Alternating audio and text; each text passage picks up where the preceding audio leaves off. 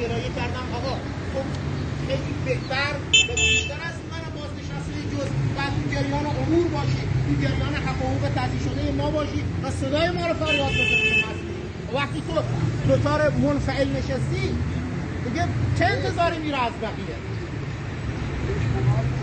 دوستان ما به قول حالا دوستان که اشاره میکنن، ما 11 اسفند ملت جواب خودش و پیام خودش رو به گوش مسئولان رساند.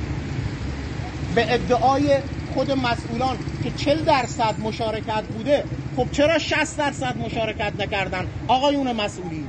چرا دنبالش هستین یا در مست پیروزی خودتون هستین که بالاخره کار گذشت و اومدن و رأی داده شد؟ چرا 60% ملت به گفته خودتون، به اقرار خودتون، چرا 60% ملت در حضور پیدا نمی‌کنن برای اینکه بیان مسئولین و نمایندگان خودشون رو انتخاب کنن؟ چون هیچ گونه عملکرد مثبتی از اینها ندیدیم و نخواهیم دید با توجه به روند.